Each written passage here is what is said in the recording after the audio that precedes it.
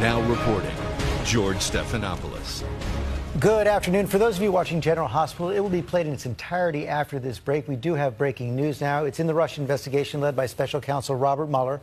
And we have learned that the former deputy campaign chairman of the Trump campaign, Rick Gates, has gone into court. You see him right there, and is now pleading guilty to 2 counts of conspiracy and false statements in the Russia probe. He had been indicted, charged with several counts of fraud, conspiracy against the United States, money laundering, and false statements. But he has decided now to cooperate with the special counsel, plead guilty to 2 counts. Want to get all the details now from our Chief Justice correspondent, Pierre Thomas. That's right, George. Rick Gates, former deputy campaign manager for President Trump's election bid, is today pleading guilty. 2 counts. First, he's pleading guilty for engaging in a conspiracy to defraud the United States government by not reporting foreign bank accounts that could be taxed and failing to register as a foreign agent for work on behalf of Ukrainian officials who had close ties to the Kremlin. Gates is also pleading guilty to 1 count of lying to the special counsel about the nature of work done for those Ukrainian officials. The special counsel office claims that Gates engaged in this conspiracy with Paul Manafort, Trump's former campaign chairman.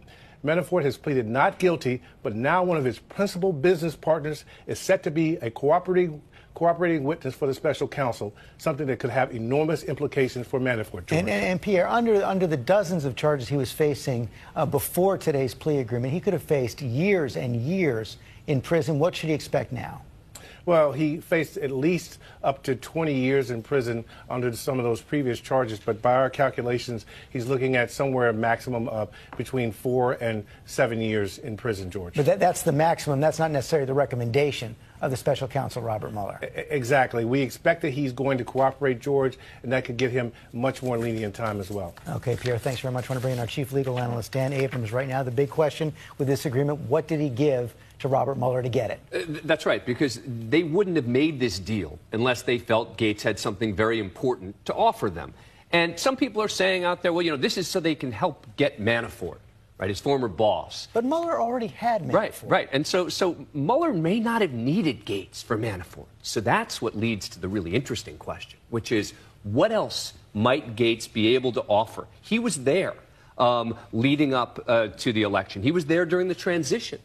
He may be able to help Mueller put some of these pieces together with regard to the collusion that is the fundamental part of this case. And now we have 3 officials in the campaign who've all cooperated now with Robert Mueller. You've got Mike Flynn, the former national security advisor. You've got George Papadopoulos, the foreign policy advisor. Rick Gates, deputy campaign chairman. And each one of them are going to be offering information that the special counsel feels is important, not in some minor issue, but you make these kinds of deals because the special counsel thinks that they can offer information. They can testify against certain people. They can offer times and dates and phone calls that are relevant to this investigation. And speaking of that, I think it's important to note that one of the 2 counts that Gates is pleading guilty to is a false statement made this month. Just a couple weeks ago, February 1st. While they were trying to negotiate this deal, which shows you that they are saying he was lying to us even as we were trying to figure out this deal. And now there is a deal, major development in the Russia investigation.